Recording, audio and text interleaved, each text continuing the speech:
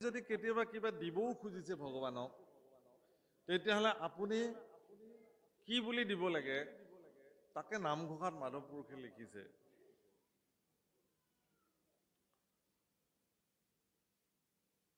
যে হে ভগৱান মোৰ যেহেতু তোমাক দিবলৈ একোৱে সামৰ্থ্য নাই গতিকে মই নিজকে তোমাৰ ওচৰত বিক্ৰী কৰিব খুজিছো নাম ধন দিয়া মোৰে কিনাব নমালি দাস পাই নোলোৱা কমন ঠাকুৰালি মোক তুমি নাম ধন দিয়া তোমাৰ যি নাম ধনে জগত তৰাব পাৰে সেই নাম ধন দি মোক তুমি উদ্ধাৰ কৰা আৰু মোক তুমি লৈ লোৱা চিৰদিনৰ কাৰণে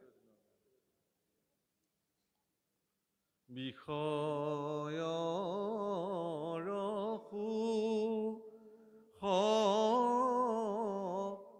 শুকৰ কহু পাইয়াৰে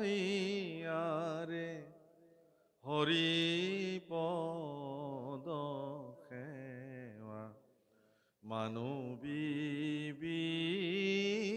নাই নাম পৰম ধন চিন্তহু মন ভাইয়াৰে তনু চিন্তামণি বিফল হি যায় আকৌ কৈছে বিষয় কাছক লাগি মানিক বিকায় প্ৰভুসকল এজন শৰিকতীয়া তেওঁৰ দুখ দুৰ্গতি দেখি ৰজাই তেওঁক এখন চন্দনৰ বাগান দি দিলে আৰু তেওঁ কি কৰিলে গোটেই গাল গছ কাটি ডেইলি খৰি ফালি খৰি বিক্ৰী কৰি শেষ কৰি দিলে কাৰণ তেওঁৰ কাৰণে সেইটোৱে মূল্য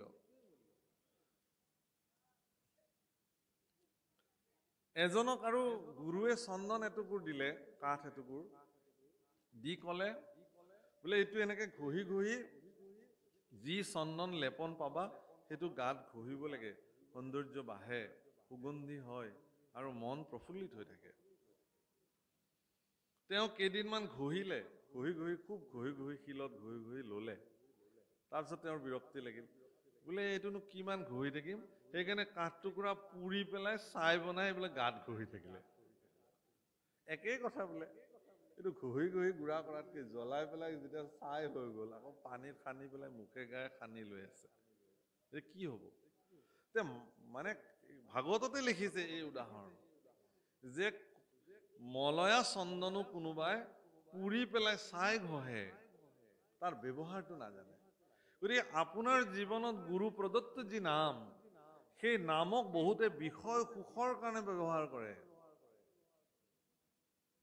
আৰু বহুতে এই নামক তেওঁলোকৰ জীৱনৰ পৰম অমূল্য সম্পদ হিচাপে গ্ৰহণ কৰে সেইকাৰণে কৈছে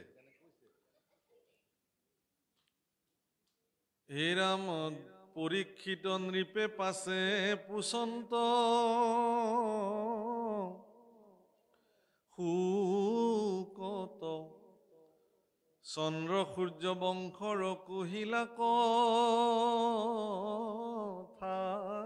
যত ৰাম পাছে নাৰায়ণে যদু বংশে অবতৰি কহিউক কেন কৰ্ম কৰিল হৰি ৰাম মহাজ্ঞানী গণে যাক গাৱে বিশ্ৰাম সংসাৰৰ ঔষধ কৰ্ণৰয় ভিৰাম ৰাম হেন কৃষ্ণ কথা নুশুনিব কোন নৰে ও একে মহাপাপী আত্মঘাতকী পৰে। মহাৰাজ পৰীক্ষিতে গুৰুদেৱ শুকৰ প্ৰতি নিবেদন কৰিছে যে হে গুৰুদেৱ, তুমি মোক চন্দ্ৰ সূৰ্য বংশৰ কথা যিমান পাৰা ক'লা, কিন্তু এতিয়া মই ভগৱন্ত পুৰুষে যদুবংশত অৱতাৰ লৈ কি কি কৰ্ম সাধন কৰিলে এই কথা মোৰ জানিবলৈ মন গৈছে। মই আৰু বেলেগ কথা নুশুনো, এই কথাই। মা পায়সকল, এগৰাকী ব্যক্তিৰ জীৱনত এগৰাকী সৎগুৰু প্ৰাপ্তি হোৱাটো তেওঁৰ জীৱনৰ ভাগ্য। বহু ভাগ্যৰ বলতহে এজন ব্যক্তিয়ে তেওঁৰ জীৱনত এগৰাকী সৎগুৰু প্ৰাপ্তি হ'ব পাৰে। আৰু এগৰাকী সৎগুৰুৰ জীৱনত বিশ্বস্ত আৰু মানে দাসত্ব মানি লোৱা শিষ্য প্ৰাপ্তি হোৱাটো গুৰুৰ কাৰণে আকৌ পৰম সৌভাগ্য। মহাপুৰুষ শ্ৰীমন্ত শংকৰদেৱ গুৰুজনাৰ জীৱনত মাধৱদেৱৰ দৰে শিষ্য প্ৰাপ্তি হোৱাটো গুৰুজনাৰ কাৰণে পৰম ভাগ্য। যদি মাধৱদেৱক তেওঁৰ জীৱনত নাপালেহেঁতেন তেতিয়াহ'লে হয়তো বহু সৃষ্টি আজিও বেকত নহ'লহেঁতেন। আৰু মাধৱদেৱৰ জীৱনৰো পৰম ভাগ্য যে তেওঁ শংকৰদেৱৰ নিচিনা এগৰাকী গুৰু তেওঁৰ জীৱনত প্ৰাপ্তি। শুকদেৱৰ জীৱনৰ পৰম ভাগ্য যে তেওঁ পৰীক্ষিতৰ নিচিনা এগৰাকী শিষ্য তেওঁৰ জীৱনত প্ৰাপ্তি হৈছে, যাক তেওঁ ভাগৱত কথা ক'বলৈ পালে। আৰু পৰীক্ষিতৰ জীৱনৰো পৰম সৌভাগ্য যে তেওঁ শুকৰ নিচিনা এগৰাকী নিৰ্গুণবাদী পুৰুষ, পৰম বেদজ্ঞ শাস্ত্ৰজ্ঞ গুৰু তেওঁৰ জীৱনত তেওঁ গুৰু হিচাপে প্ৰাপ্তি হ'ল। শুকদেৱৰ কথা ভাগৱতত বৰ্ণন কৰিছে। শুকদেৱ যেতিয়া আহিছে, শুকদেৱ বিবস্ত্ৰ আছিল, তেওঁৰ শৰীৰত এচিকুটো কাপোৰ নাছিলে, বিবসন আছিল, দিগম্বৰ। আৰু তেওঁক পগলা বুলি শিশুবিলাকে শিল দলিয়াইছে তেওঁৰ গাত। গাঁৱৰ শিশুবিলাকে এনেকে শিল চিল দলিয়াইছে। কিন্তু সেই শিশুবিলাকৰ শিলৰ দলি তেওঁৰ শৰীৰত লাগি শৰীৰ ফাটি গৈছে, শৰীৰৰ অনিষ্ট সাধন হৈছে, কিন্তু তেওঁ কোনো ধৰণৰ প্ৰতিক্ৰিয়া ব্যক্ত নকৰি নিজৰ গতিত নিজে নিজে গৈ আছে। আৰু নগৰৰ যিবিলাক নাৰী আছে, তেওঁলোকে দেখিছে যে ইমান সুন্দৰ শৰীৰৰ এগৰাকী পুৰুষ, দেখিলেই কান্তি আহে, ভগৱানৰ দৰে দেখাত, সাক্ষাৎ কৃষ্ণ। গতিকে সেই কামিনীসকলে সেই পুৰুষৰ সংস্পৰ্শ পাবৰ কাৰণে পিছে পিছে পিছে পিছে বহু নাৰী আহিছে। কিন্তু আহি আহি আহি শুকদেৱ যেতিয়া সেই ভৰা ব্ৰহ্মসভাত, ঋষিসকলৰ সভাত, য'ত পৰীক্ষিত বহি আছে, সেই স্থানত যেতিয়া জাজ্জল্যমান অৱস্থাত শুকদেৱ আহি উপস্থিত হৈছে, শুকদেৱৰ শৰীৰৰ পৰা ওলোৱা সূৰ্যসম ৰশ্মি, বিশেষ প্ৰকাশ, জ্যোতিমান আৰু শুকদেৱৰ যি পাণ্ডিত্যৰ প্ৰকাশ, তাকে দেখি শৌনক আদি ঋষিসকলে সকলোবিলাক নিজৰ স্থানৰ পৰা থিয় হৈছে আৰু শংখ ঘণ্টা ভেৰি বজাই শুকদেৱৰ জয় জয়কাৰ কৰিছে। তাৰপিছত সকলোৱে তেওঁক দণ্ডৱত প্ৰণিপাত নিবেদন কৰিছে। তেতিয়াই শিশুবিলাকে ভাবিছে যে এইজন পগলা নহয়, আৰু নাৰীবিলাকেও ভাবিছে যে আমি ভবাৰ নিচিনা এইজন এজন তেনেকুৱা পুৰুষ নহয়, এইজন এগৰাকী সিদ্ধ পুৰুষ, সাধক পুৰুষ। আৰু এওঁলোকৰ এই আচৰণ দেখি মহাৰাজ পৰীক্ষিতে দেখিছে যে এইগৰাকীয়ে সৰ্বশ্ৰেষ্ঠ মোৰ জীৱনৰ গুৰু হ'ব। কাৰণ মহাৰাজ পৰীক্ষিতে ভাগৱত শুনিব আহিছিল এইকাৰণে যে এগৰাকী ঋষিৰ দ্বাৰা তেওঁ অভিসম্পাত প্ৰাপ্ত হৈছিল। 7 দিনৰ ভিতৰত তেওঁক তক্ষকে দংশন কৰিব, তেওঁৰ মৃত্যু হ'ব। মহাৰাজ পৰীক্ষিতে ইচ্ছা কৰিলে সেই ঋষিগৰাকীক মতাই আনিব পাৰিলেহেঁতেন যে কিয় তুমি মোক অভিশাপ দিলা, মোৰ অভিশাপটো তুমি উঠাই লোৱা, মই চক্ৰৱৰ্তী ৰজা মহাৰাজ পৰীক্ষিতে কৈ আছো। কিন্তু পৰীক্ষিতে এই কাম নকৰিলে। পৰীক্ষিতে বৰং সেই ঋষিগৰাকীৰ প্ৰতি কৃতজ্ঞ হ'ল। ক'লে যে হে ধন্য হে ঋষিবৰ, মই কৰা এক অপৰাধৰ উচিত দণ্ড মোক তুমি প্ৰদান কৰিছা। তোমাৰ এই অভিশাপ মই শিৰ পাতি ললো। এই বুলি নিজৰ পুত্ৰক সমস্ত ৰাজ্যভাৰ গোটাই দি বাকলি বসন পিন্ধি তেওঁ গংগাৰ তীৰলৈকে আহি কুশবনৰ আসনত তেওঁ বহিছে। যিজন পৰীক্ষিত অকমান আগলৈকে স্বৰ্ণময় বিৰাট সিংহাসনত চক্ৰৱৰ্তী ৰজা হিচাপে বিদ্যমান হৈ আছিল, সেই পৰীক্ষিতে কিন্তু আজি জীৱনৰ সৰ্বোচ্চ পৰিত্যাগ কৰি কুশবনৰ আসনত গংগাৰ তীৰত বহি কৃষ্ণ চিন্তাত নিমগ্ন হৈছে। সিদ্ধান্ত কেনেকুৱা চাব? এনেকুৱা ত্যাগী পুৰুষ কোন হ'ব পাৰে? ভাগৱতত প্ৰশ্ন হৈছে, সৌনক আদি সকলে পৰীক্ষিত সম্পৰ্কত প্ৰশ্ন কৰিছে যে কি কাৰণত তেওঁ ইমান প্ৰজাবৎসল আৰু জ্ঞানী ৰজা হোৱাৰ পিছতো কিয় তেওঁক ঋষি অভিশাপ দিলে? কিয় তেওঁ তৰুণ কালতে শৰীৰ ত্যাগ কৰিবলগীয়া হ'ল? দ্বিতীয় প্ৰশ্ন। তৃতীয় প্ৰশ্ন কৰিছে যে দেৱৰ দুৰ্লভ সুখদেৱ মহামুনি তেওঁক গুৰু হিচাপে পৰীক্ষিতে কেনেকে প্ৰাপ্তি হ'ল? সৌনক প্ৰমুখে ঋষিসকলে এই প্ৰশ্ন কৰিছে। প্ৰভুসকল, মহাৰাজ পৰীক্ষিতে সকলো পৰিত্যাগ কৰি গংগাৰ তীৰত যেতিয়া বহিছে, তেওঁক সৌজন্যতামূলক সাক্ষাৎ কৰিবলৈ অহা প্ৰতিগৰাকী ঋষিক তেওঁ সুধিছে যে মৃয় মানস্য কিম কাৰ্যম, মৃত্যুমুখী লোকৰ কি কাম? এটাই প্ৰশ্ন মাত্ৰ, আৰু এই প্ৰশ্ন সমস্ত জগতৰ কাৰণে সাৰ বুলি ভাগৱতত উল্লেখ কৰিছে। পুছিলাহা যিটো কথা সংসাৰতে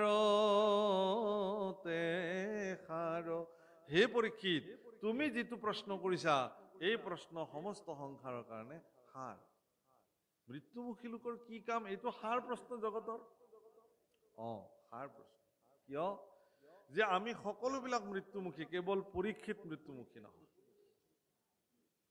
শনি, ৰবি, সোম, মংগল, বুধ, বৃহস্পতি, শুক্ৰ এই 7 দিনৰ ভিতৰত সময়ৰ তক্ষকৰ দংশনত আমি চববিলাক যাব লাগিব এইখন জগতে, কেৱল পৰীক্ষিত নহয়। গতিকে সেই পৰীক্ষিতে 7 দিনৰ ভিতৰত যিজন পৰীক্ষিতে আহি কৈছে যে মই মৰিলো মৰিলো মৰিলো, মোৰ কি হ'ব এতিয়া? সেই পৰীক্ষিতে দ্বাদশ স্কন্ধত কি বুলি কৈছে যে হে গুৰুদেৱ, মই তৰিলো তৰিলো তৰিলো। তাৰমানে ভাগৱত মৰিলোৰ পৰা আৰম্ভ হয় আৰু ক'ত শেষ হয়? তৰিলোত শেষ হয়। সেইকাৰণে মনুষ্য জীৱনত যিসকল ব্যক্তিয়ে মৰিলো বুলি ভাবে তেওঁ ভাগৱত শুনক, তেওঁ নিজে ক'ব এদিন যে মই তৰিলো, ভাগৱতে মোক তৰালে। অৰ্থাৎ মানৱ জীৱনৰ শ্ৰেষ্ঠ তৰণী যাৰ নাম ভাগৱত, বৰিষ্ঠম সৰ্বশাস্ত্ৰাণম, সমস্ত শাস্ত্ৰৰ ভিতৰতে ই সৰ্বশ্ৰেষ্ঠ শাস্ত্ৰ। যস্মিন শাস্ত্ৰে পুৰাণে বা হৰি ভক্তি ন দৃশ্যতি শ্ৰুতব্যম নৈব তৎশাস্ত্ৰং যদি স্বয়ং ব্ৰহ্মাৱদেৱ। সেইকাৰণে ভাগৱত শুনাৰ কথা কৈছে, কাৰণ ভাগৱতে আপোনাক সেই অৱস্থাটোলৈকে লৈ যাব পাৰে য'ত আপুনি তৰিব পাৰে। মহাৰাজ পৰীক্ষিতে সমস্ত ঋষিসকলক সোধা প্ৰশ্নৰ উত্তৰত ঋষিসকলে কৈছে যে তুমি আমুক কৰা, তামুক কৰা, তামুক কৰা, তামুক কৰা, চব ৰাস্তা দিছে। এতিয়া পৰীক্ষিতে সুধিছে যে এইবিলাক কৰিলে মোৰ ঋষি সাপটো ব্যৰ্থ হ'বনে নাই? বোলে নাই, নহয়। ঋষিৰ শ্ৰীমুখে ওলোৱা বাণী আজিলৈকে কেতিয়াও নস্যাৎ হোৱা নাই। হে মহাৰাজ, তোমাৰ শৰীৰতো ঋষি সাপ সৰ্বদা প্ৰতিফলিত হ'বই। বোলে তক্ষকৰ বিষ যন্ত্ৰণাত ছটফটাই মৰিব লাগিব, বিষ যন্ত্ৰণাৰ পৰা মুক্ত হোৱাৰ কিবা উপায় আছেনে নাই? নাই। তক্ষকে দংশিলে বিষ যন্ত্ৰণা পাবই। তক্ষকডাল নেদেখাকে মৰিব পৰা যাবনে নাই? বোলে নাই নাই, তক্ষক আহিলেতো তুমি দেখিবাই। কিন্তু একেখিনি প্ৰশ্ন যেতিয়া শুকদেৱক সোধা, শুকদেৱে সুধিলে, শুকদেৱৰ তাতে যেতিয়া সোধা হ'ল, ইয়াৰ উত্তৰ কিন্তু শুকদেৱে বেলেগ ধৰণে দিছে। বোলে মৃয় মানস্য কিম কাৰ্যম, মৃত্যুমুখী লোকৰ কি কাম? বোলে শ্ৰৱণ কীৰ্তন কৰা। বাহ, কেনেকে? বোলে এইটো কলিকাল। হৰে নাম হৰে নাম হৈব কেৱলম কলো নাস্তি নাস্তব্য নাস্তব্য গতিৰন্যথা। কলিকালত হৰিনাম ব্যতিৰেক আৰু অন্য গতি নাই, যুগ ধৰ্ম। গতিকে ইয়াত তুমি হৰিনামেই শ্ৰৱণ কীৰ্তন কৰিব লাগিব। বোলে ঋষি সাপ ব্যৰ্থ হ'বনে নাই? বোলে নহয়। তক্ষকৰ বিষ যন্ত্ৰণৰ পৰা মুক্ত হ'ম নে নহ'ম? বোলে যদি তোমাক দংশন কৰে তেতিয়াহ'লে মুক্ত নোহোৱা, কিন্তু তোমাৰ শৰীৰটোক যদি কেৱল দংশন কৰে তেতিয়াতো তুমি নোপোৱা। তক্ষকডাল নেদেখাকে মৰিব পৰা যাবনে নাই? বোলে যদি তোমাক দংশন কৰে তুমি দেখিবা, তোমাৰ শৰীৰটোক যদি দংশন কৰে, তাৰ আগে আগে যদি তোমাৰ শৰীৰৰ পৰা তুমি তোমাক পৃথক কৰিব পাৰা, তেতিয়াহ'লে তক্ষকডাল দেখাৰ প্ৰশ্নই নাই। তাৰমানে গুৰুদেৱ, মই বেলেগ আৰু মোৰ শৰীৰটো বেলেগ নেকি? এৰা, তুমি বেলেগ, তোমাৰ শৰীৰটো বেলেগ।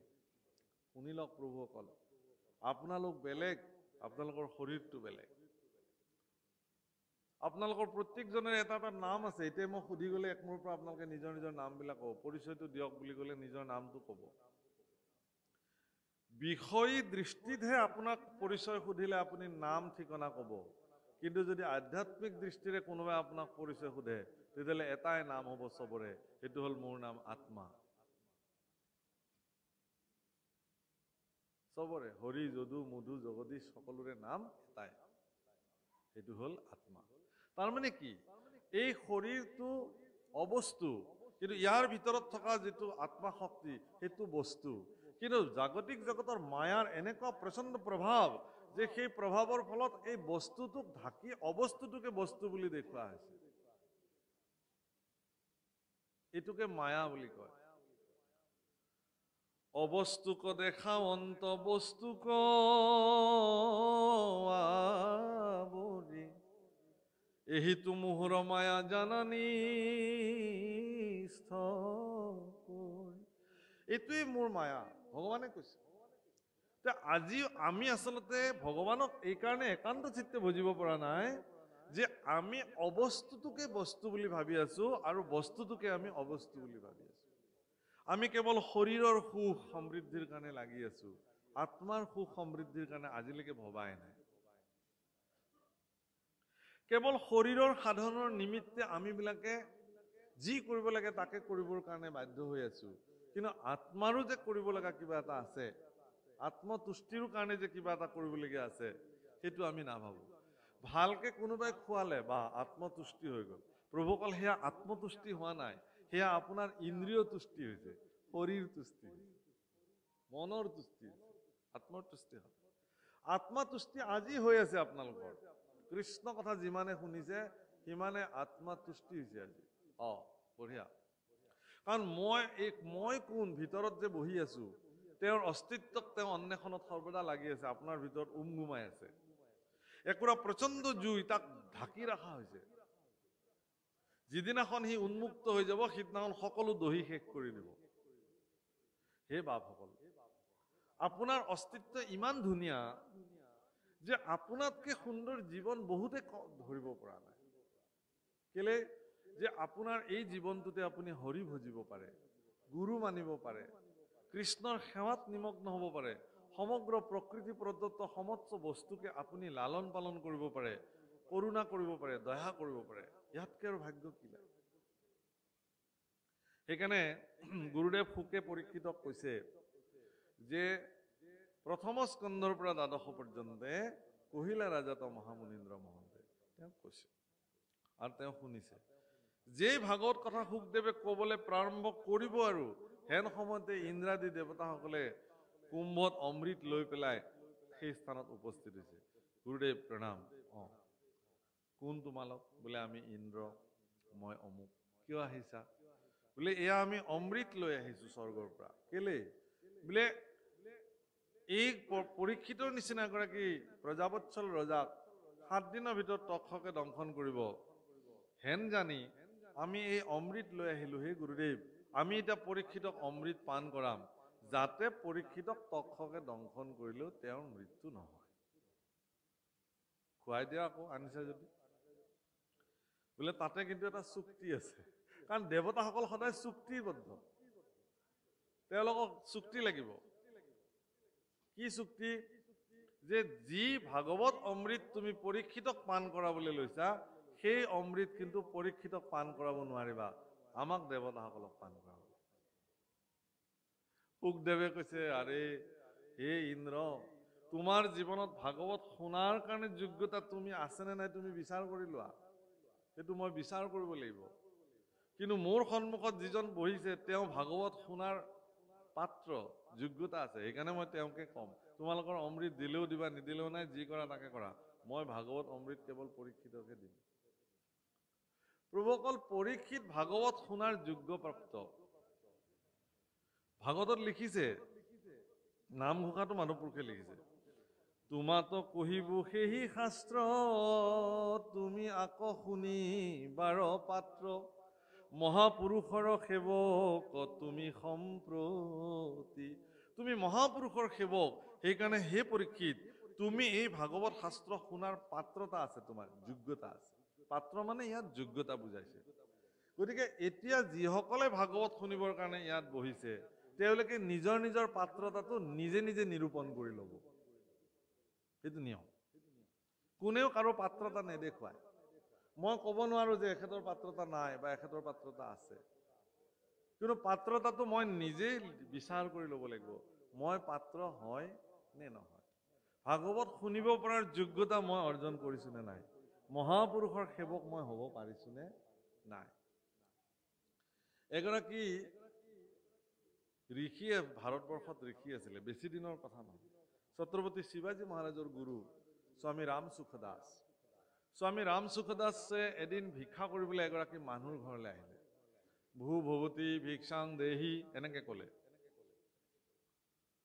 এগৰাকী মহিলাই ততাতয়াকৈ ওলাই আহি দেখিলে যে পৰম প্ৰসিদ্ধ ঋষি স্বামী ৰাম সুখদাসজী আহিছে। আসন ভাষণ দি বহিব দিলে, পাদ্য অৰ্ঘ্যে পূজা কৰিলে। গুৰুদেৱ কি সেৱা কৰিব পাৰো? বোলে মোৰ ভোক লাগিছে, মোক কিবা খাবলৈ দিয়া। তেওঁ সুন্দৰ অন্ন ব্যঞ্জন লৈ আহিলে আৰু তেওঁ কমণ্ডলুটো আগবঢ়াই দিলে। কমণ্ডলুটোৰ ওপৰত থকা যিটো পাত্ৰ বাতি, তাতে যিখিনি ধৰে সেইখিনিয়ে তেওঁ এদিনত খায়। 3 ঘৰ মানুহৰ তাতে যাব, 3 ঘৰ মানুহ তাতে যদি ভিক্ষা নাপায় সিদিনাখন নাখায়। ইমান সংযমী পুৰুষ। আইগৰাকীয়ে দিয়া অন্নখিনি তেওঁ কমণ্ডলু পাত্ৰটোত লৈ পৰম তৃপ্তিৰে ভোজন কৰিলে। মহিলাগৰাকীয়ে ক'লে যে হে স্বামী, হে মহাৰাজ, তুমি আহিছা যেতিয়া অলপমান কৃষ্ণ কথা এই অভাজনক কৈ যোৱা। বোলে আজি নকওঁ, কেতিয়াবা আহিলে কম। গুচি গ'ল। বহুদিনৰ পিছত আকৌ এদিন আহিলে, ভূ ভৱতী ভিক্ষাং দেহি। মাত শুনাৰ লগে লগে তেওঁ বুজি পালে যে স্বামীজী আহিছে। তেওঁ তৎক্ষণাত ওলাই আহিলে, আসন ভূষণ দিলে, পাদ্য অৰ্ঘ্যে পূজা কৰিলে, গন্ধে ধূপে সাদৰিলে। ক'লে গুৰুদেৱ, আজি মই কৃষ্ণ কথা তোমাৰ শ্ৰীমুখৰ পৰা শুনিব সৌভাগ্য হ'বনে? বোলে আগতে খাবলৈ দিয়া। অন্ন ব্যঞ্জন লৈ আহিলে, কমণ্ডলুটো আগবঢ়াই দিলে। আজি কিন্তু তেওঁ কমণ্ডলুটোত অন্ন দিবৰ কাৰণে আইগৰাকী প্ৰস্তুত নহয়। কৈছে হে স্বামী, তোমাৰ কমণ্ডলু পাত্ৰটো বহুত লেতেৰা হৈ আছে, সেইটো পখালি লোৱা, নহলে মোকে দিয়ক, মই পখালি দিম। বোলে একো নহয়, দি দিলে হ'ল, মই খাম। বোলে নাই নাই, বহুত লেতেৰা, কিবা কিবি পৰি আছে এইবোৰ। একো নহয়, মইহে খাম, দি দিয়া। তেওঁ নেৰে, আইগৰাকী নিদিয়ে। কিয় নিদিয়া তুমি মোক ইয়াতে? বোলে চাওক গুৰুদেৱ, মই বৰ কষ্টকে এইখিনি বনাইছো তোমাৰ কাৰণে, গতিকে এইটো লেতেৰা পাত্ৰত দিয়াৰ লগে লগে মই ইমান কষ্টৰে বনোৱা অন্নখিনি তৎমুহূৰ্তত লেতেৰা হৈ যাব। ধন্য। তুমি যে মোক কৈ আছা কৃষ্ণ কথা ক'ব লাগে, কৃষ্ণ কথা ক'ব লাগে, ময়ো মোৰ জীৱন জোৰা সাধনেৰে কৃষ্ণ কথা অৰ্জন কৰিছো। এতিয়া তুমি পাত্ৰটো ঠিকে আছানে নাই এইবোৰ ল'বৰ কাৰণে মই কেনেকে জানিম? মোৰ পাত্ৰটো, কমণ্ডলৰ পাত্ৰটো বাহ্যিক দৃষ্টিৰে তুমি দেখিছা। এতিয়া তোমাৰ যিটো পাত্ৰ, য'ত কৃষ্ণ কথা মই এতিয়া থওঁ, সেই পাত্ৰটো কিমান শুদ্ধ, তুমি ইয়াৰ পাত্ৰ হৈছা নে নাই, এইটো মই কেনেকে জানিম? সিদ্ধান্তটো তুমি দিব লাগিব না মোক এতিয়া। সেইকাৰণে প্ৰভুসকল, আজিকালি দেখা যায় যে দেখাক দেখি আমি ধৰ্ম কৰো, ভাগৱত পাঠ পাতো, কিন্তু আমি সেই ভাগৱত শুনিবৰ কাৰণে নিজক প্ৰথমতে পাত্ৰতা কৰি তোলো নে নুতুলো, এইটো কিন্তু বহুত ডাঙৰ প্ৰশ্ন আজিৰ তাৰিখত। যদি কোনোবা এখন গয়া ৰাইজে বা কোনোবা এটা অনুষ্ঠানে যদি ভাগৱতৰ আয়োজন কৰে, প্ৰথমতে তেওঁ যিটো অঞ্চলত ভাগৱত পাঠৰ আয়োজন কৰিব, সেই অঞ্চলৰ ব্যক্তিসমূহে নিজক ভাগৱত শুনাৰ কাৰণে প্ৰথমে পাত্ৰ কৰি লোৱাৰ প্ৰয়োজন আছে। তাৰপিছতহে এই অনুষ্ঠানটোৰ আয়োজন কৰিব লাগে। বহুত ডাঙৰ কথা। নহ'লে সি অনৰ্থক হ'ব। অপাত্ৰত পৰাৰ লগে লগে সেই যেনেকে কমণ্ডলুটো লেতেৰা হৈ আছিলে, তাত শুদ্ধ অন্ন দিলেও সি লগে লগে অশুদ্ধ হৈ যাব। গতিকে মহাপুৰুষৰ সেৱক নোহোৱাকে, একান্ত চিত্তে নিজকে যোগ্য পাত্ৰ হিচাপে অনুশোচনা নকৰালৈকে ভাগৱত কথা তেওঁ শ্ৰৱণ কৰিলেই যেনিবা তাৰ পৰা তেওঁৰ কি উপকাৰ হ'ব সেইটো তেওঁ নিজেহে জানে। সেইকাৰণে গুৰুদেৱ শুকে পৰীক্ষিতৰ পাত্ৰতাটো জুখি চাইছিল। দেৱতা সকলোকো নস্যাৎ কৰিছিল যে ইন্দ্ৰাদি দেৱতাসকলে যি শাস্ত্ৰ শুনাৰ যোগ্যতা অৰ্জন কৰা নাই, সেই যোগ্যতা কিন্তু এগৰাকী পৃথিৱীৰ লোক, এগৰাকী ৰজা হৈও মহাৰাজ পৰীক্ষিতে কিন্তু সেই যোগ্যতা অৰ্জন কৰিছিল। আৰু সেই যোগ্যতাৰ ভিত্তিত পৰীক্ষিতে আজি শুকদেৱক কৈছে যে তুমি মোক আৰু বেলেগ কথা ক'ব নালাগে। কৃষ্ণ পুৰুষে পৃথিৱীত জন্মগ্ৰহণ কৰি আবিৰ্ভাৱ লৈ দৈৱকী নন্দন কৃষ্ণ হিচাপে কি কি কৰ্ম সাধন কৰিলে এই কথা মোৰ জানিবলৈ মন গৈছে। বাপসকল, কৃষ্ণৰ জন্মৰ যি কথা, কৃষ্ণ জন্মৰ যিসমূহ লীলা, এই লীলাসমূহ দশম স্কন্ধত যি ধৰণে বৰ্ণিত হৈ আছে, সেই বৰ্ণিত লীলাসমূহ যদি কোনোবা একান্ত চিত্তে শ্ৰৱণ কৰে তেওঁৰ জীৱন ধন্য হৈ যায়। হীৰা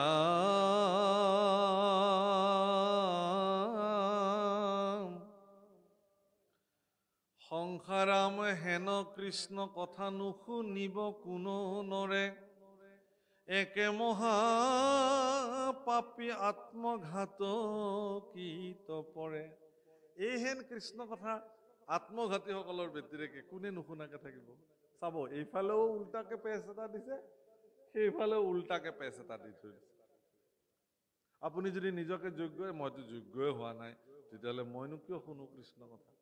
যাওক, মই যোগ্যতাই হোৱা নাই, মই নুশুনো। তেতিয়াহ'লে আপুনি আত্মঘাতী, সেইকাৰণে কৃষ্ণ কথা শুনিবলৈ নাযায়। এইবাৰ আকৌ এইটো দি থৈ দিছে। গতিকে আপুনি আত্মঘাতী নহয়, আপুনি মনুষ্য জন্ম জীৱন যাপন কৰিছে। সমস্ত ইতৰ প্ৰাণীবিলাকৰ ভিতৰত আপোনাৰ জন্ম শ্ৰেষ্ঠ জন্ম। এই জন্মৰ শ্ৰেষ্ঠত্বক প্ৰতিপন্ন কৰিবৰ কাৰণে আপুনি কৃষ্ণ কথা শুনিবই লাগিব জীৱনত। কৃষ্ণ কথা শুনাৰ যোগ্য পাত্ৰ হিচাপে আপুনি নিজক কৰিবই লাগিব, প্ৰস্তুত কৰিবই লাগিব।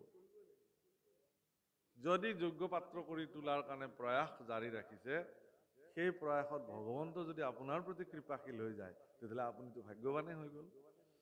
সেইকাৰণে পৰীক্ষিতৰ অকাল মৃত্যুটোক কোনো মৃত্যুৰ দোষ হিচাপেই ধৰা নাই। পৰীক্ষিতৰ মৃত্যুক জগতৰ কল্যাণকাৰী মৃত্যু হিচাপে বিবেচিত কৰা হৈছে। যদি পৰীক্ষিতৰ মৃত্যু নহলহেঁতেন অকালতে, তেতিয়াহ'লে পৃথিৱীত আজি আমি এনেকে ভাগৱত নাপালোৱে। গতিকে আমাৰ নিচিনা প্ৰাণীবিলাকক উদ্ধাৰ হ'ব পৰাৰ শ্ৰেষ্ঠ পথ প্ৰদৰ্শন কৰা ভাগৱত শাস্ত্ৰ আজি আমি যি ধৰণে পাইছো, একমাত্ৰ পৰীক্ষিতৰ ত্যাগৰ ফলত। সেইকাৰণে পৰীক্ষিতৰ মৃত্যু জগত কল্যাণকাৰী মুখ্য মৃত্যু বুলি ধৰা হৈছে। পিতামহ ভীষ্মৰ মুখ্য উৎসৱ বুলি গণনা কৰা হৈছে। প্ৰভুকাল আপোনাৰ মৃত্যু জগতৰ কল্যাণকাৰী মৃত্যু হিচাপে বিবেচিত হওক, তাৰ কাৰণে আপুনি প্ৰস্তুতি কৰিব লাগে। শুনিবলৈ বেয়া যে মোক মৰাৰ কথা এখেতে ক'লে, নহয়, আমিতো মৰিবই লাগিব, নমৰাকে থাকিম কোন? প্ৰশ্ন হ'ল এইটো। জন্মৰ লগতে উপজি মৃত্যু, দশমতে লিখিছে। মৃত্যুৰ প্ৰতি ভয়াৰ্ত হৈ মৃত্যুৰ পৰা বাচিবৰ কাৰণে অনেক যতন কৰি কৃষ্ণ বিমুখী হৈ থকাতকে কৃষ্ণ সন্মুখী হৈ ইহ জগতৰ পৰা যাব পৰাটো ভাগ্যৱান, পৰম কৃপাশীল তেওঁৰ। সেইকাৰণে কৈছে যে এইবিলাক সংসাৰৰ ঔষধ কৰ্ণৰ কাৰণে অভিৰাম, আৰু মহাজ্ঞানীগণে ইয়াক অবিশ্ৰামভাৱে গায়। এই কৃষ্ণ কথা আত্মঘাতীত ব্যতিৰেকে কোনে নুশুনাকে থাকিব? হে গুৰুদেৱ, মই আত্মঘাতী নহয়, মোক কোৱা, মই কৃষ্ণ কথা অবিৰাম শ্ৰৱণ কৰিম। হে ৰাম দুৰ্ঘোৰ সাগৰ সেনা বলকৌৰৱৰ,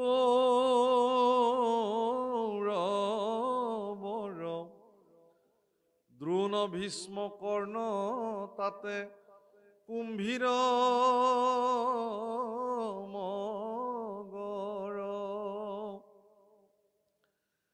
ৰাম মোৰ পিতামহ বৰ্গে কৃষ্ণ নৌকা পায়ে লীলায় তৰিলা তাক গুখোজ পৰাই। হে বাপসকল, কুৰুক্ষেত্ৰ এখন সমুদ্ৰ বুলি আমি কওঁ, আৰু আমিবিলাকে খুব ধুনীয়াকে শুনো সেই কুৰু সমুদ্ৰত কেনেকে পঞ্চপাণ্ডৱে যুদ্ধ কৰিলে, কেনেকে কৌৰৱে তাত পৰাজয় বৰণ কৰিলে। কিন্তু আপুনি নিজেও যে এখন কুৰুক্ষেত্ৰত দিনে দিনে যুদ্ধ কৰি আছে, সেইটো কেতিয়াবা ভাবিছেনে? মোৰ জীৱন কুৰুক্ষেত্ৰত মই যে হাবুডুবু খাই আছো, এই কথা আপুনি কেতিয়াবা ভাবিছেনে? সময়ত আপোনাৰ বিপদত সহযোগী হ'ব থাক আপোনাৰ ইষ্ট কুটুম্বই আপোনাৰ বিপদৰ প্ৰধান কাৰণ হিচাপে থিয় হৈ আছে, এতিয়া ভাবিছেনে এই কথাটো কেতিয়াবা? সকলোৰে জীৱনত নহ'ব পাৰে, কাৰোবাৰ জীৱনততো হয়। যাক মই ইষ্ট বুলি ভাবিছো তেৱে মোৰ শত্ৰু হিচাপে মোৰ লগত কাম কৰি আছে। যাক মই মিত্ৰ বুলি ভাবিছিলো তেৱে মোৰ লগত গাদ্দাৰি কৰিছে। যাক মই বন্ধু বুলি ভাবিছিলো তেৱে মোৰ কাৰণে চূড়ান্ত শত্ৰু হিচাপে বিবেচিত হৈছে। এই কথা আমি কেতিয়াবা ভাবিছোনে বাৰু? সেইবিলাক নিজৰ কৃতকাৰ্যতাৰ পৰিণাম প্ৰভুসকল, প্ৰাৰব্ধ কৰ্মৰ ফল এইবিলাক। কিন্তু আপুনি যদি কৃষ্ণত সমৰ্পিত হয়, তেতিয়াহ'লে এনেকুৱা সন্দিক্ষণতো ভগৱান আপোনাৰ লগত সখিত্ব কৰিবৰ কাৰণে আহিব, কিন্তু উপজাচি। আপোনালোকে জানে মহাভাৰতত ভগৱান কৃষ্ণ উপজাচি গৈ অৰ্জুনৰ লগত সখিত্ব কৰিছে। অৰ্জুনে সখিত্ব কৰিবৰ কাৰণে কৃষ্ণৰ ওচৰলৈ অহা নাই। কংস নিধনৰ পিছত দ্বাৰকাধীশ ভগৱান কৃষ্ণই অৰ্জুনক বিচাৰি বিচাৰি গৈ সখিত্ব কৰিছে। কেলে যে পৃথিৱীৰ ভাৰ হৰণ কৰিবৰ কাৰণে তেওঁ অৰ্জুনক বিবেচিত কৰি লৈছিলে যে অৰ্জুন মোৰ সহযোগী। সেইকাৰণে গীতাত কি ধুনীয়াকে এটা বৰ্ণন কৰে যে অৰ্জুনৰ ৰথৰ 4টা ঘোঁৰা, এটা হ'ল এটা এটাকে 4টা ঘোঁৰা, আৰু সেই উদাক্ত ঘোঁৰা 4টাৰ যি ৰথ, এই ৰথখনৰ নাম হ'ল কপিধ্বজ। আৰু সেই কপিধ্বজ ৰথৰ সাৰথী ভগৱান শ্ৰী নাৰায়ণ নিজেই, কৃষ্ণ দৈৱকী নন্দন।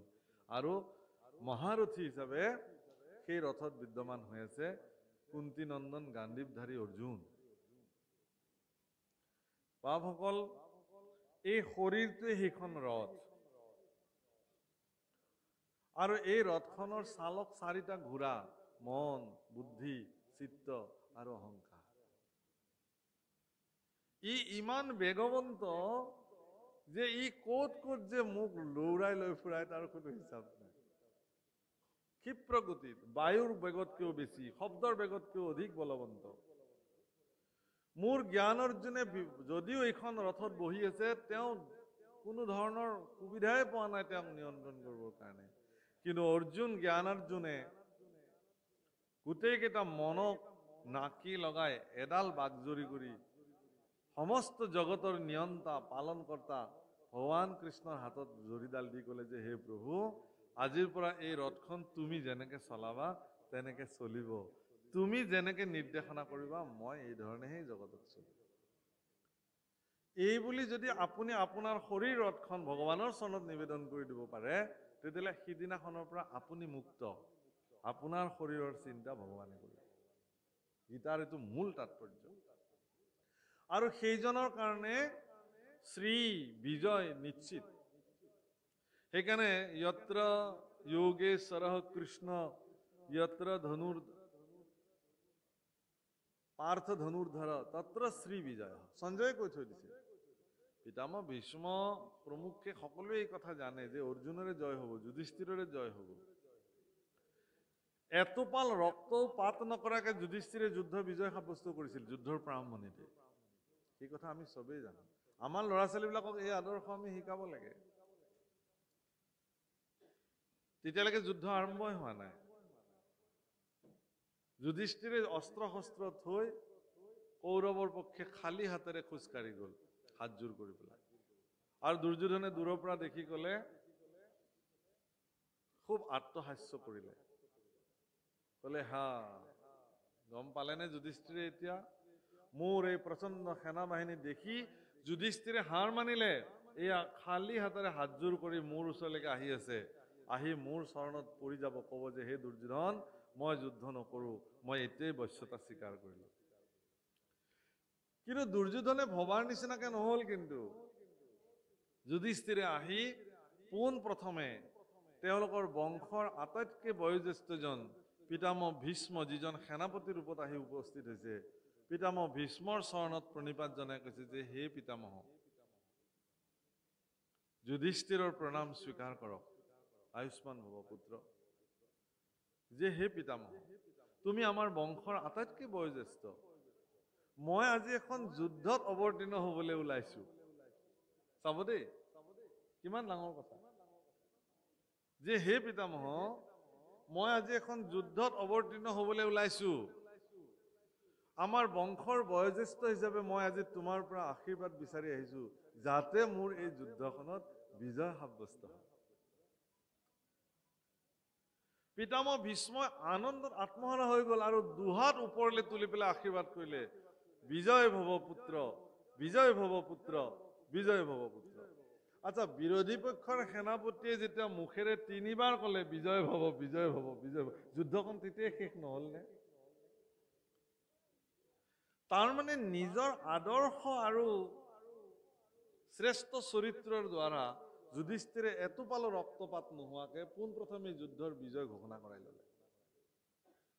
তাৰপিছত কুলগুৰু কৃপাচাৰ্যৰ ওচৰলৈ গৈ ক'লে যে হে কৃপাচাৰ্য, তুমিতো আমাৰ কুলৰ গুৰু, তুমি মোক আশীৰ্বাদ নিদিবানে? মোৰ যে যুদ্ধ কৰিবলৈ ওলাইছো, মই আশীৰ্বাদ আছে বাছা, তোমাৰ বিজয় হওক। অথচ ৰথী হিচাপে আহি কুলগুৰু তাত উপস্থিত আছে। অস্ত্ৰগুৰু দ্ৰোণাচাৰ্যৰ চৰণৰ ধূলি শিৰত তুলি লৈ কৈছে যে হে গুৰুদেৱ, তুমি তোমাৰ এইখন হাতেৰে মোৰ এই দুখন হাতক অস্ত্ৰবিদ্যাত পাকৈত কৰাইছিলা। তোমাৰ কৃপা নহ'লে মই যুদ্ধ কৰিবই নোৱাৰিলোহেঁতেন। হে কৃপাময় গুৰু, তোমাৰ কৃপা অবিহনে মই জানো যুদ্ধত বিজয় হ'ব পাৰিম? গতিকে মই আজি তোমাৰ কৃপা ভিক্ষাৰ পাত্ৰী। গতিকে তুমি মোক কৃপা ভিক্ষা দিয়া গুৰুদেৱ, মই যাতে যুদ্ধত বিজয় হ'ব পাৰোঁ। বিজয় ভৱ পুত্ৰ, বিজয় ভৱ। এজন পুত্ৰই আজিকালি আমাৰ আদৰ্শত এইবিলাক লাহে লাহে লাহে লাহে ক্ষীণ হ'বলৈ আৰম্ভ কৰিছে। সন্তানবিলাকে জ্যেষ্ঠসকলক কি ধৰণে সৎকাৰ কৰিব লাগে, সেই সংস্কাৰ যেন লাহে লাহে লাহে লাহে ক'ৰবাত হেৰাই যাবলৈ ধৰিলে। বৰদেউতাক হিচাপে যদি সন্তানটোক কিবা কৈছিলেও এষাৰ, সি তৎক্ষণাত জবাব দি দিছে। বৰদেউতাকে সিদ্ধান্ত লৈছে আজিৰ পৰা আৰু ইয়াক একোৱেই নকওঁ। খুৰাক হিচাপে যদি কিবা এটা কৈছিল ভতিজাজনক, তৎক্ষণাত জবাব দি দিছে। হয়তো দেউতাকেও কৈছে, মাকেও হয়তো কৈছে, ভালে কৰিলি তেনেকে কৈ তই, এনেকেই ক'ব লাগে, নহ'লে ইহঁতে আমাক অমুক কৰিব। কিন্তু পিতৃ মাতৃৰ কৰ্তব্য কি আছিল? যে কিয় ক'লা তুমি বৰ্তাক তেনেকে? বোলে নহয়, মোক এনেই ক'লে। এনেই কওক, কিয় তুমি উত্তৰ দিবা? যোৱা, এতিয়াই যোৱা, স্নান কৰাগে, তামোল পাণ এযোৰ লোৱা, সফুৰা এখনত লৈ বৰ্তাৰ ওচৰত গৈ ক্ষমা খোজা যে বৰ্তা মোৰ ভুল হৈ গ'ল, মই তোমাক তেনেকে ক'ব নালাগিছিল। বাপসকল, মই যদি সেই বৰ্তাকজন হওঁ, এইমাত্ৰ গালি পৰা ল'ৰাটোৱে যদি তৎক্ষণতে মোৰ ওচৰলৈকে যদি তেনেকে আহে, মই বাৰু তাক বুকুত সাৱটি নল'ম নে? দে বাবা, হ'ব দিয়া, হ'ব দিয়া, তাৰ কাৰণে তইনো মোক ক্ষমা খুজিব লাগেনে? তোক মই ক্ষমা কৰি দিলোঁ, ঈশ্বৰে তোক মংগল কৰক, হ'ব। এই যিটো সম্বন্ধৰ যিটো কটকটীয়া বান্ধ, সেইটো এটা সাধাৰণ ব্যৱহাৰে আমাক বেছি কটকটীয়া কৰি পেলায়। কিন্তু আমি কি কৰিছোঁ এতিয়া, ইমান যান্ত্ৰিক জগতত আমিবিলাকে অতিবাহিত কৰিবলৈ লৈছোঁ, এতিয়া এই সম্বন্ধবিলাক আমি আমাৰ পিতৃ মাতৃয়ে সন্তানক সেই সংস্কাৰটো নিদি পেলাই তই ভালেই কৰিলি বুলি এষাৰ কথা কৈ থৈ দিলোঁ, যাৰ কাৰণে চিৰদিনৰ কাৰণে ভতিজা আৰু বৰ্তাকৰ মাজত এখন প্ৰাচীৰ থিয় হৈ থাকিল। আশীৰ্বাদ আৰু মমতাৰ পৰা তেওঁ বঞ্চিত হৈ থাকিল চিৰদিনৰ। প্ৰভুসকল, যুধিষ্ঠিৰ এটা আদৰ্শ জগতত, তেওঁ সেই আদৰ্শৰ জৰিয়তে যুদ্ধ বিজয় কৰিছিল। বাকী চতুৰ্থ পাণ্ডৱে তেওঁলোকেও যুধিষ্ঠিৰৰ পদাংক অনুকৰণ কৰি তেওঁলোকে যুদ্ধত জ্যেষ্ঠ ভাতৃ যি বুলি কৈছে, সেই ধৰণে যুদ্ধত তেওঁলোকে বিজয় সাব্যস্ত হৈছে। প্ৰভুসকল আমিও আমাৰ সংসাৰ কুৰুক্ষেত্ৰখনত যদি বিজয় সাব্যস্ত হ'ব খোজো, তেতিয়াহ'লে আমিও সেই ধৰণে ঈশ্বৰ, গুৰু, পিতৃ মাতৃ, জ্যেষ্ঠজনৰ প্ৰতি সৎকাৰী মনোবৃত্তি থাকিব লাগিব। যিজন ল'ৰা বা ছোৱালীৰ গাত এই ধৰণৰ সৎকাৰী মনোবৃত্তি, সংস্কাৰী মনোবৃত্তি থাকিব, সংসাৰ জগতত তেওঁ এদিন জয়ী হ'বই, তেওঁক কোনেও পৰাস্ত কৰিব নোৱাৰে। শাস্ত্ৰ এইবিলাকে কৈছে। কেৱল আকৌ চাকি বন্তি জ্বলাই শৰাই সঁফুৰা খাই ভাগৱত শুনিলে আমাৰ জীৱনত একো কামত নাহে। আমাৰ ল'ৰা ছোৱালীবিলাকক এই সংস্কাৰ দিব লাগে। মই আশা কৰিম আজি উদ্যোক্তাসকলৰ প্ৰতি যে আমাৰ ভাগৱত পাঠবিলাকত আমি যেনেকৈ জেগা ৰাখোঁ যে আইসকল ইফালে বহিব, বাপসকল ইফালে বহিব, মোৰ মনলৈ আজি এটা নতুন ধাৰণা আহিছে। এই ধাৰণাটো মই আজি প্ৰকাশ কৰোঁ। আমাৰ উদ্যোক্তাসকলে ধৰক এই নামঘৰটোতে এইফালে এটা জেগা বোলে এইখিনি জেগা নৱপ্ৰজন্মৰ কাৰণে বুলি সংৰক্ষিত কৰিব লাগে। তাত কোনো বহিব নালাগে। চাওঁ গাঁওখনৰ কিমান ডেকা ল'ৰা ছোৱালী আহি সেই জেগাটো পূৰ্ণ কৰে। উদ্যোক্তাসকলে যেতিয়া ইয়াত কোন বহিব বোলে, ইয়াত আইসকল বহিব, ইয়াত গুৰুস্থানীয় ব্যক্তিসকল বহিব, ইয়াত আমন্ত্ৰিত ভকতসকল বহিব, আৰু এইখিনি জেগা সংৰক্ষণ কৰিছোঁ আমাৰ গাঁৱৰ উঠি অহা ল'ৰা ছোৱালীসকলৰ কাৰণে, তেওঁলোক বহিব ইয়াত। লিখি থৈ দিব লাগে পাৰিলে তাত। আৰু গাঁৱৰ প্ৰত্যেকটো পৰিয়ালে নিজৰ ল'ৰা ছোৱালীবিলাকক সেই স্থানডোখৰৰ ৰিক্ত স্থানডোখৰ পূৰ্ণ কৰিবৰ কাৰণে নিজৰ সতি সন্ততিক প্ৰেৰণা দিব লাগে। তাত এবাৰ বহিবা দেই, তোমালোকৰ কাৰণে স্থান নিৰীক্ষণ কৰা হৈছে, নিৰ্ধাৰণ কৰা হৈছে। তাত বহি একান্ত চিত্তে কৃষ্ণ কথা শুনিবা। নহ'লে এই বছৰত ইমান লাখ টকা খৰচ কৰি আমাৰ যে গাঁৱে ভাগৱতখন পাতিছে, তোমালোকেই যদি নুশুনা, তেতিয়াহ'লে এইবোৰৰ কি কাম আছে? আমিতো যি হ'ব লগা হৈয়ে গ'ল, এতিয়াতো আমি সংশোধন কৰাৰ ৰাস্তাই নাই। গতিকে সেই বাচাহত আমি আমাৰ জীৱনত আধ্যাত্মিকভাৱে যি পিছ পৰি ৰ'লো, তোমালোকে যাতে আধ্যাত্মিক দৃষ্টিৰে পিছ পৰি নোৰোৱা, গুৰুস্থানীয় ব্যক্তিসকলৰ শ্ৰীমুখে ওলোৱা ভাল কথা, সৎ কথা শুনিবৰ কাৰণে আমি এইবাৰ তোমালোকৰ কাৰণে এডোখৰ স্থান নিৰ্ধাৰণ কৰিছোঁ। সেইখিনি স্থানত তোমালোকে বহি একান্ত চিত্তে কৃষ্ণ কথা শুনিবাচোন। তেতিয়া দেখিব যে গাঁৱৰ গোটেই ল'ৰা ছোৱালীবিলাক আহি সেই স্থানটো পূৰ্ণ কৰিব। আৰু তেতিয়াহে আপোনালোকৰ এই ভাগৱত পাঠৰ সফল হ'ব, অন্যথা নহয়। গতিকে মই সেইকাৰণে ভাগৱতত বহি পেলাই মোৰ চকুকেইটাই পিটকে চাই থাকোঁ। মই বাৰে বাৰে যে চাই আছোঁ, সেইটোকে চাই আছোঁ, এইখন গাঁৱৰ ডেকা ল'ৰা ছোৱালী আহি ইয়াত বহিছেনে নাই, টিনেজৰ ল'ৰা ছোৱালী আহি ইয়াত বহিছেনে নাই। যেতিয়া দেখোঁ যে বহা নাই, তেতিয়া মই ভাবোঁ যে আচলতে মই ইয়ালৈ এনেই আহিলোঁ। কাৰণ আপোনালোকতো মোৰ পিতৃস্থানীয় ব্যক্তি, মোৰ মাতৃস্থানীয় ব্যক্তি। আপোনালোকক ভাগৱত পাঠ শুনাব অহাটো মোৰ আচলতে ধৃষ্টতা। মই কেনেকৈ শুনাম আপোনালোকক? মোৰ এই যোগ্যতা আছে জানো? কাৰণ বয়সৰ অভিজ্ঞতাৰে আপোনালোক মোতকৈ বহুত ওপৰত। 40ৰ দেওনা পাৰহে কৰিছোঁ মাত্ৰ মই। আপোনালোকে কিন্তু বহুত আগবাঢ়িছে, বয়সৰ অভিজ্ঞতা মোতকৈ আপোনালোকৰ বেছি। গতিকে মোতকে কনিষ্ঠজন যদি আহি ইয়াত বহে, তেতিয়াহ'লে তেওঁলোকলৈ মোৰ উপদেশটো দিবলৈ উজু হয়। সেইকাৰণে মোৰ এইটো বিনম্ৰ নিবেদন, অহাবাৰ ইয়ালৈ হয়তো মোক নামাতিবও পাৰে বা বেলেগ কথা, কিন্তু মই যাতে এই খবৰটো পাওঁ যে এইবাৰ আমাৰ গাঁৱত হোৱা ভাগৱত পাঠত প্ৰভু ঈশ্বৰে কৈ যোৱা কথাটোক মান্যতা দি আমি নৱপ্ৰজন্মৰ কাৰণে স্থান ব্যৱস্থা কৰিছিলোঁ। আমি ঘৰে ঘৰে এৱাৰনেছ কৰিছিলোঁ, সচেষ্ট কৰিছিলোঁ। প্ৰত্যেকজন অভিভাৱকে নিজে নেতৃত্ব লৈ আহি নিজৰ ল'ৰাটোক বহুৱাই থ'ব, তুমি ইয়াতে বহা, কৃষ্ণ কথা যি পাৰা তাকে শুনা, বুজি পালেও পাবা, নাপালেও নাই, মুঠতে শুনা। মই ভাবোঁ আপোনালোকৰ ভাল লাগিছেনে প্ৰস্তাৱটো? হা? যদি কিবা দোষাদোষ হৈছে মৰিখন নকৰিব, ভাল লাগিলে কৰিব। আৰু এই বাৰ্তাটো যিহেতু আমাৰ চেনেলবিলাক বহিয়ে আছে, চেনেলৰ মাধ্যমেৰে যাবই বাৰ্তাটো, গতিকে সকলোৱে ইয়াক কৰিবৰ কাৰণে হয়তো প্ৰয়াস কৰিব। মই আজিৰ পৰা প্ৰত্যেকটো ভাগৱত পাঠতে মই এই নিবেদন সকলো উদ্যোক্তাসকলৰ প্ৰতি কৰিম। আৰু যিয়ে নহওক প্ৰভুসকল, মই কিন্তু অনুষ্ঠান লাহে লাহে চমুৱাম। আপোনালোকে, মই অলপ আজি শাৰীৰিকভাৱে অলপমান হেৰি হৈ আছোঁ, তথাপিও আপোনালোকৰ দৰাচলতে আপোনালোকৰ ভাগৱত শ্ৰৱণ কৰাৰ যিটো আগ্ৰহ, সেইটোৱে মোক প্ৰেৰণা দিছে কাৰণেহে বহি আছো। হীৰা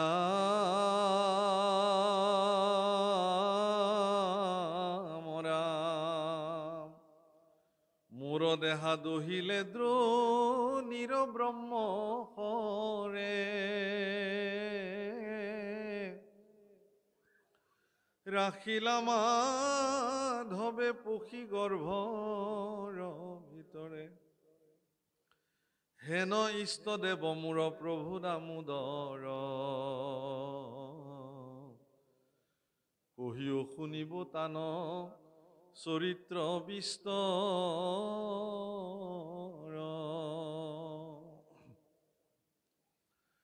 কিহেতু বোধিলা কৃষ্ণে কংস মাতুলক ও পিতৃগৃহ এৰি কেনে গৈলা গোকুলক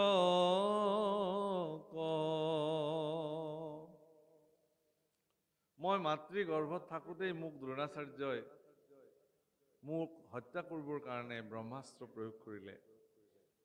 ভগৱন্ত পুৰুষৰ কৃপাত ভগৱন্ত পুৰুষে মোৰ মাতৃগৰ্ভৰ ভিতৰত প্ৰৱেশ কৰি অমৃত পান কৰাই মোক ৰক্ষা কৰিলে। গতিকে সেইজন ইষ্টদেৱ মোৰ পৰম প্ৰভুৰ চৰিত্ৰ মই বিস্তৃতভাৱে শুনিবৰ কাৰণে মোৰ ইচ্ছা আছে। তেওঁৰ চৰিত্ৰ বিস্তৰভাৱে মই শুনিম। কিয় তেওঁ নিজৰ মামাক কংসক বধ কৰিলে, কিয় তেওঁ পিতৃগৃহ এৰি গোকুলত তেওঁ শৈশৱকাল কটাব লগা হ'ল, মনুষ্য শৰীৰে পৃথিৱীত তেওঁ কিমান দিন আছিলে, বৃঞ্চি বংশ সহিতে তেওঁ ক'ত থাকিলে গৈ, এই বিস্তৃত কথা মোৰ জানিবলৈ মন গৈছে। ৰাম কতে কভাৰ্যা কবিহাই লন্ত যদুৰাই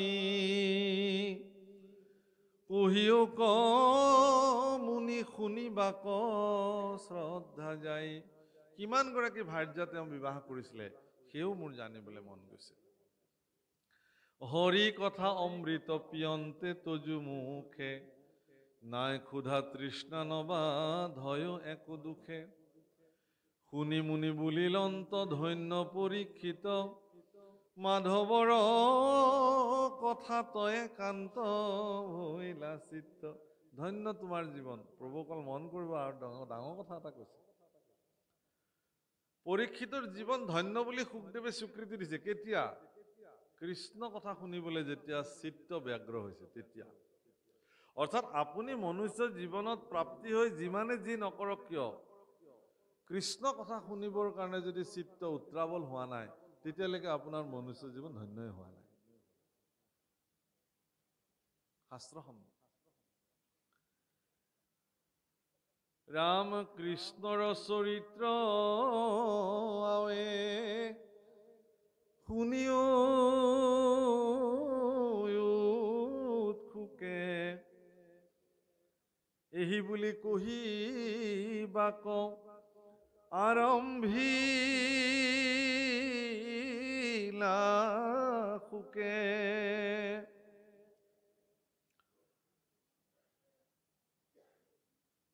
হে ৰাম উপজিলা ৰাজা হুয়া দৈত্যয়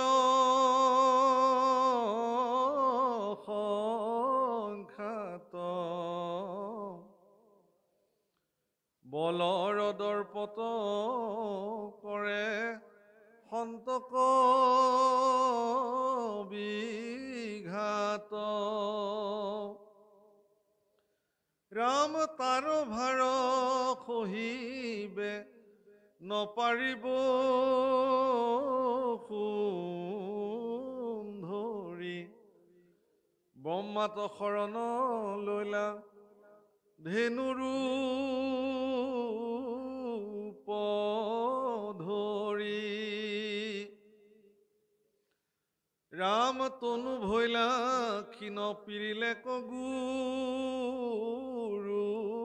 ভাৰে তিনটি আছে মুখ আতি লুতক ধাৰে। বসুমতীয়ে যেতিয়া দেখিলে যে কংসাদি দৈত্যসকলৰ প্ৰাদুৰ্ভাৱ বাঢ়িছে, তেওঁ ধেনু ৰূপ ধৰি গাই ৰূপ ধৰি ব্ৰহ্মাৰ ওচৰত গৈ শৰণাপন্ন হ'ল যে হে সৃষ্টিকৰ্তা, মোৰ বুকুত এতিয়া দুষ্ট দৈত্যসকলৰ প্ৰাদুৰ্ভাৱ। প্ৰভুসকল, পৃথিৱী আমাৰ মাতৃ। মাতৃ যেতিয়া অতিষ্ঠ হৈ যায়, জানিব যে সন্তানৰ দুষ্কাৰ্য বহুত বাঢ়িছে। বসুমতী যেনেকুৱা সহনশীলৰ প্ৰতীক, আমাৰ নিজৰ নিজৰ মাতৃবিলাকো তেনেকুৱা সহনশীলৰ প্ৰতীক।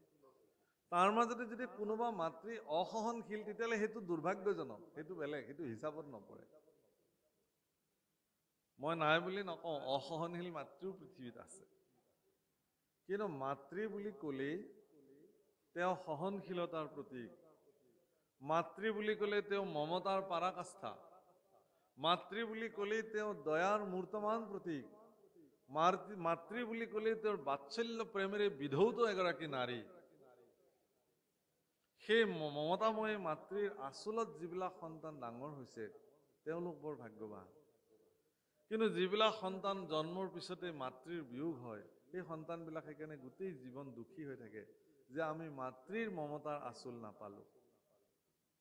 গতিকে মাতৃৰ মমতাৰ আচলখন যিসকল সন্তানৰ প্ৰাপ্তি হয়, সেইটো বহুত ডাঙৰ কথা।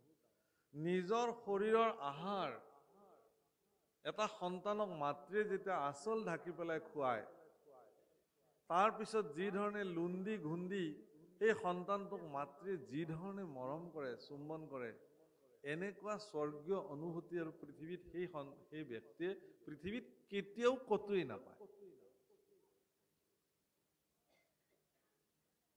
পাব জানো? কোনোবাই পায় যদি নাজানো, মোৰ দৃষ্টিত নাপায়। মাতৃৰ মমতাময় হাতৰ স্পৰ্শত যিবিলাক সন্তান সংস্কাৰিত হয়, সেই সন্তানে পৃথিৱীত কেতিয়াও বেয়া কাম কৰিব নোৱাৰে। কিন্তু সেই সন্তানে যেতিয়া পিতৃ মাতৃ বৃদ্ধ হয়, যেতিয়া অৱজ্ঞা কৰে, অৱহেলা কৰে, বৃদ্ধাশ্ৰমত থৈ আহে, গৈ ফুটপাথত এৰি দি থৈ আহে মনে মনে, ইয়াতকে আৰু দুৰ্ভাগ্যজনক কথা কি হ'ব পাৰে?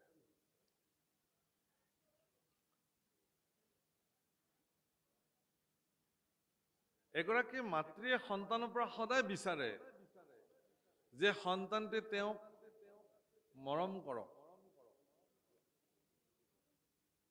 প্ৰভুসকল, যিখন হাতেৰে সৰু সৰু আঙুলিকেইটাত ধৰি দেউতাকে বাট বোলাবলৈ সন্তানটোক শিকায়, সেই সময়তে পিতৃয়ে হয়তো বাঞ্ছা কৰে যে এইখন হাত, এইখন ভৰি এদিন ইমান সুদৃঢ় হৈ যাব, মোৰ বৃদ্ধাৱস্থাত সি যাতে মোক কোলাত তুলি ল'ব পাৰে।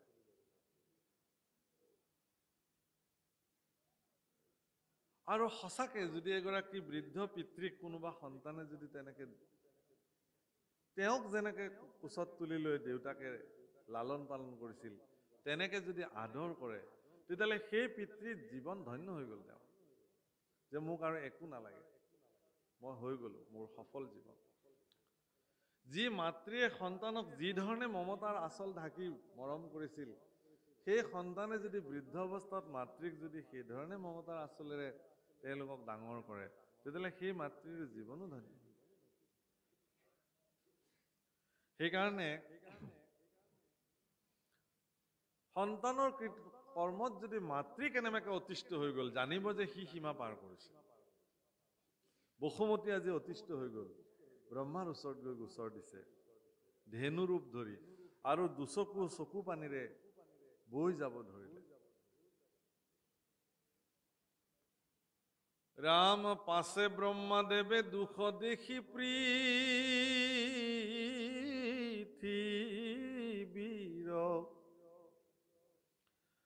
ত্ৰিদশে সহিতে গৈলা শিৰোদধিতীৰ।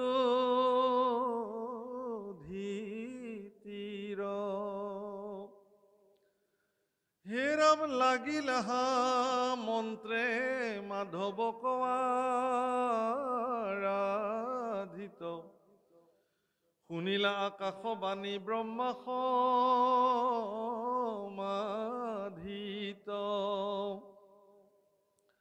পাছে ত্ৰিদশক ব্ৰহ্মা বুলিলা বচন বিষ্ণুৰ আদেশ শুনিয়ক দেৱগণ